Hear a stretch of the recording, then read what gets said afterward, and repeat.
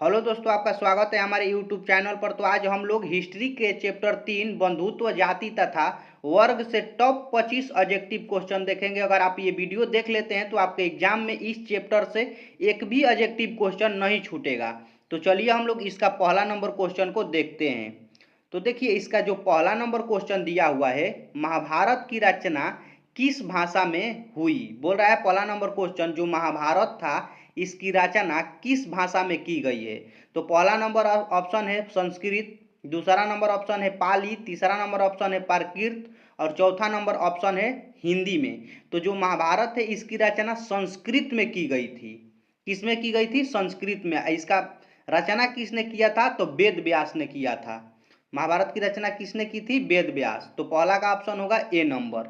अब चलिए हम लोग दूसरा नंबर क्वेश्चन देखते हैं। तो देखिए, दूसरा नंबर क्वेश्चन है पुराणों की संख्या कितनी है। बोल रहा है पहला नंबर क्वेश्चन कि पुराणों की संख्या कितनी है। पहला नंबर ऑप्शन है 16, दूसरा नंबर 18, तीसरा नंबर ऑप्शन है 19 और चौथा नंबर ऑप्शन है 20।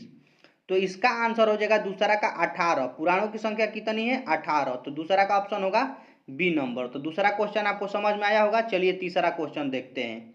तो देखिए, जो तीसरा नंबर क्वेश्चन दिया हुआ है, श्रीमद् भगवत गीता के महत्व पर किसने विचार व्यक्त किए थे। बोल रहा है कि जो श्रीमद् भगवत गीता था इस पर किसने विचार व्यक्त किए हैं। पहला नंबर ऑप्शन है महात्मा गांधी, दूसरा नंबर ऑप्शन है विवेकानंद, तीसरा नंबर ऑप्शन है बाल गंगाधर तिलक और चौथा नंबर ऑप्शन है इनमें से सभी। तो इसका आंसर हो जाएगा इनमें से सभी ने विचार व्यक्त किए थे श्रीमद् भगवत गीता पर। तो तीसरा का ऑप्शन होगा डी नंबर। तीसरा नंबर क्वेश्चन आपको समझ में आया होगा। चलिए चौथा नंबर क्वेश्चन को देखते हैं। तो देखिए, चौथा नंबर क्वेश्चन है मनुस्मृति के रचयिता थे। बोल रहा है कि जो मनुस्मृति है इसके रचयिता कौन थे। वेद व्यास पहला नंबर ऑप्शन है, दूसरा नंबर वाल्मीकि, तीसरा नंबर मनु, चौथा नंबर याज्ञवल्क्य। तो चौथा का ऑप्शन हो जाएगा सी नंबर। मनुस्मृति की रचयिता मनु ही थे। मनुस्मृति में भी मनु है और आंसर में भी मनु है। चौथा का ऑप्शन सी नंबर। तो इसका आंसर याद करना ज़्यादा कठिन नहीं है। चौथा ऑप्शन आपको क्वेश्चन समझ में आया होगा। चलिए पांचवा नंबर क्वेश्चन देखते हैं।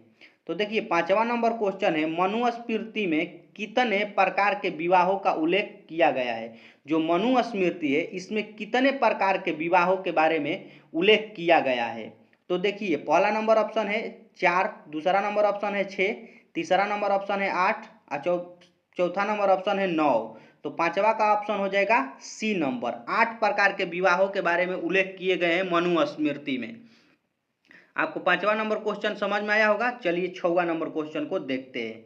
तो देखिए, 6 नंबर क्वेश्चन है महाभारत का युद्ध कितने दिनों तक चला था। जो महाभारत का युद्ध था वह कितने दिनों तक चला था। बोल रहा है 6 नंबर क्वेश्चन। पहला ऑप्शन है 15 दिन, दूसरा ऑप्शन है 16 दिन, तीसरा ऑप्शन है 17 दिन और डी नंबर ऑप्शन है 18 दिन। तो इसका आंसर हो जाएगा 6 का 18 दिनों तक महाभारत का युद्ध चला था। तो 6 का ऑप्शन होगा डी नंबर। अब चलिए हम लोग 7 नंबर क्वेश्चन देखते हैं। तो देखिए, 7 नंबर क्वेश्चन है महाभारत किसने लिखा है। तो देखिए, पहला नंबर इसका ऑप्शन है वाल्मीकि, दूसरा नंबर ऑप्शन है मनु, तीसरा नंबर है कौटिल्य और चौथा नंबर ऑप्शन है वेद व्यास। तो महाभारत को वेद व्यास ने लिखा था। सातवां का ऑप्शन हो जाएगा डी नंबर। सातवां क्वेश्चन आपको समझ में आया होगा। चलिए इसका 8 नंबर क्वेश्चन को देखते हैं। तो 8 नंबर क्वेश्चन है कि महाभारत और पुराणों में मथुरा के शासन वंश को कहा गया है। बोल रहा है कि महाभारत और पुराण में मथुरा के जो शासन वंश थे उन्हें क्या कहा गया है। पुरु, तुरुस, सी नंबर ऑप्शन है यदु, डी नंबर ऑप्शन है इनमें से सभी। तो 8 का ऑप्शन हो जाएगा सी नंबर, यदु कहा गया है। जो मथुरा के शासन वंश के राजा थे उन्हें महाभारत और पुराणों में। तो 8 नंबर क्वेश्चन आपको समझ में आया होगा। चलिए 9 नंबर क्वेश्चन देखते हैं। तो 9 नंबर क्वेश्चन है प्राचीन भारत के महाकाव्यों का नाम था। बोल रहा है कि प्राचीन भारत का जो महाकाव्य है उसका नाम क्या था। तो 9 का ऑप्शन हो जाएगा ए नंबर, महाभारत था। प्राचीन भारत के महाकाव्य का नाम क्या था? महाभारत था। तो 9 का ऑप्शन होगा ए नंबर। चलिए अब 10 नंबर हम लोग क्वेश्चन देखते हैं। तो देखिए, 10 नंबर क्वेश्चन दिया हुआ है कि रामायण की रचना किसने की है। बोल रहा है कि रामायण की रचना किसने की थी। पहला नंबर ऑप्शन है वाल्मीकि, दूसरा नंबर ऑप्शन है मनु, तीसरा नंबर वेद व्यास और चौथा नंबर ऑप्शन है याज्ञवल्क्य। तो इसका आंसर हो जाएगा ए नंबर, वाल्मीकि ने रामायण की रचना की थी। 10 का ऑप्शन होगा ए नंबर। अब चलिए 11 नंबर क्वेश्चन को हम लोग देखते हैं। 11 नंबर क्वेश्चन है दुर्योधन की माँ कौन थी। बोल रहा है 11 नंबर क्वेश्चन की जो दुर्योधन की माँ थी उनका नाम क्या था। तो गांधारी, दूसरा नंबर ऑप्शन है कुंती, तीसरा नंबर है मदी, डी नंबर ऑप्शन है सत्यवती। तो इसका आंसर होगा 11 का ए नंबर। गांधारी जो थी वो दुर्योधन की माँ थी, तो 11 का आंसर हो जाएगा ए नंबर। अब चलिए हम लोग 12 नंबर क्वेश्चन को देखते हैं। तो देखिए 12 नंबर क्वेश्चन है दुर्योधन की ओर से कौरव पांडु युद्ध में शामिल थे। कृष्ण, पांडु, संतु, भीष्म। तो देखिए 12 का ऑप्शन हो जाएगा डी नंबर। भीष्म जो थे वो दुर्योधन की ओर से कौरव और पांडव के युद्ध में शामिल थे। अब चलिए हम लोग 13 नंबर क्वेश्चन देखते हैं। तो देखिए 13 नंबर क्वेश्चन है भीम की पत्नी का नाम था। भीम की पत्नी का नाम क्या था। द्रौपदी, गांधारी, हिंडामा, अम्बा। तो 13 का ऑप्शन हो जाएगा सी नंबर। हिंडिमा था जो थी वह भीम की पत्नी थी। 13 का ऑप्शन होगा सी नंबर। तो 13 नंबर क्वेश्चन आपको समझ में आया होगा। चलिए 14 नंबर क्वेश्चन को हम लोग देखते हैं। तो 14 नंबर क्वेश्चन है गंडीव क्या था। गंडीव जो था वह क्या था। अर्जुन का भाई था, अर्जुन का पुत्र था, अर्जुन का धनुष था, अर्जुन का मित्र था। तो 14 का ऑप्शन हो जाएगा सी नंबर। अर्जुन का धनुष को गंडीव कहा जाता था। तो 14 का ऑप्शन होगा सी नंबर। अब चलिए हम लोग 15 नंबर क्वेश्चन को देखते हैं। तो देखिए 15 नंबर क्वेश्चन है युद्ध भूमि में अर्जुन के सामने की सेना को कौन था। बोल रहा है कि युद्ध भूमि में अर्जुन की सामने की सेना में कौन था। द्रोणाचार्य थे, भीष्म पितामह थी, दुर्योधन थे, डी नंबर इनमें से सभी। तो इसका आंसर हो जाएगा 15 का डी नंबर। इनमें से जो सभी थे वो अर्जुन के सामने वाली सेना में थे। तो 15 का ऑप्शन होगा डी नंबर। अब चलिए हम लोग इसका 16 नंबर क्वेश्चन को देखते हैं। तो देखिए 16 नंबर क्वेश्चन है गीता में उपदेश दिया गया है। पहला नंबर ऑप्शन है कर्मों का, दूसरा नंबर ऑप्शन है भविष्य की चिंता मत करो, तीसरा नंबर ऑप्शन है कर्मों का फल हमेशा हाथ में नहीं है, और डी नंबर ऑप्शन है उपयुक्त में से सभी। तो 16 का ऑप्शन हो जाएगा उपयुक्त में से सभी। 16 का ऑप्शन होगा डी, क्योंकि कर्म करो, भविष्य की चिंता मत करो और कर्म का फल हमेशा हाथ में नहीं होता। ये तीनों उपदेश दिए गए हैं गीता में। चलिए 16 नंबर को 17 नंबर क्वेश्चन देखते हैं। तो 17 नंबर है गोत्र किस प्रकार का सूचक था। गोत्र किस प्रकार का सूचक था। प्रत्येक उपजाति के सामान्य पूर्वज का।